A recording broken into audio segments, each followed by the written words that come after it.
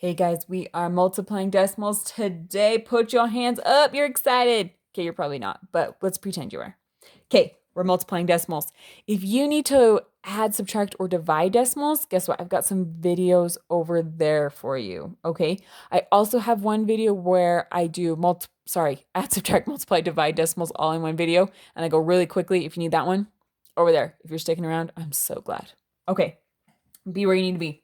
All right, when we multiply decimals, our decimals don't have to be lined up, okay? They might line up just because they are pretty like that, but they don't have to line up. When we add and subtract them, they do. When we multiply them, they don't, okay? So for a second, I can just almost like write this decimal there, but I can kind of ignore it for a minute and just multiply this like normal. So 3 times 1 gives me 3. 3 times 1 gives me 3. 3 times 3 gives me 9. 3 times 2 gives me 6. Okay, but I'm not done. I need to figure out where that decimal goes. Well, what you do is, here's one decimal, and there's really one here, okay?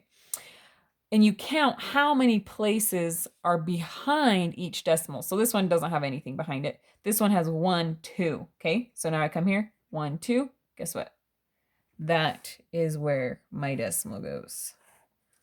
Right? Is that so cool? I know. Okay, let's take a look at this one. So we've got 13.34 and 4.7.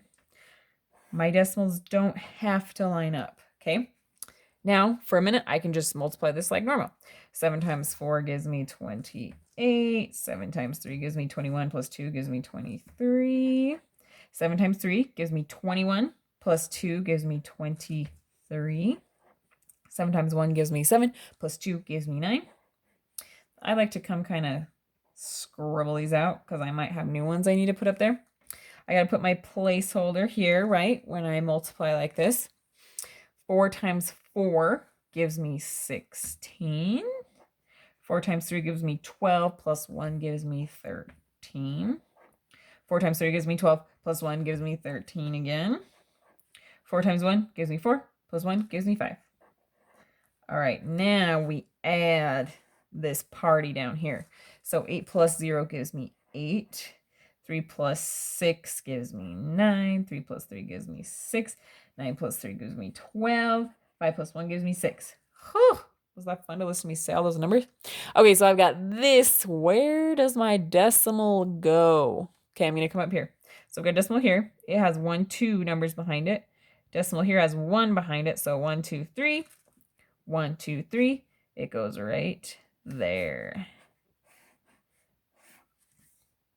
Awesome, right? Okay. One more. Let's look at this one.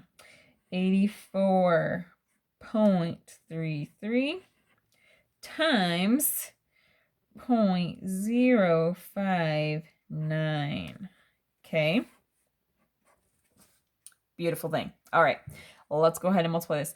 9 times 3 gives me 27. 9 times 3 gives me 27, 28, 29. 9 times 4 gives me 36, 37, 38. 9 times 8 gives me 72, 73, 74, 75. Okay. Feeling good? Okay. When I multiply the second one, I got to put my placeholder here. Okay. And I like to just kind of scribble these out so I don't get them confused, okay? 5 times 3 gives me 15. 5 times 3 gives me 15, plus 1 gives me 16. 5 times 4 gives me 20, plus 1 gives me 21. 5 times 8 gives me 40, plus 2 gives me 42. Whoo! Okay, now this is kind of funny. It's a 0, so everything's going to multiply to be 0. That might make you think this 0 doesn't matter. It does as a placeholder. So I can multiply it out. You don't have to. Let's just do it. So if this were a normal number, you put 2 placeholders here, and then you would multiply it. 0 times 3 gives me 0, gives me 0, gives me 0, gives me 0, right? So I didn't really have to do that, but yeah. Okay, this gives me 7. 9 plus 5 gives me 14. 8 plus 6 plus 1 gives me 15. 1 plus 5 plus 1 gives me 7. 7 plus 2 gives me 9. 4 plus 0 gives me 4. Okay, now where does my decimal go?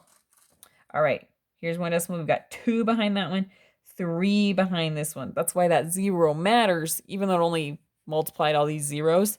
It matters because it's a place behind the decimal. Okay, so 1, 2, 3, 4, 5 numbers behind the decimal. So 1, 2, 3, 4, 5 numbers behind this decimal. Okay.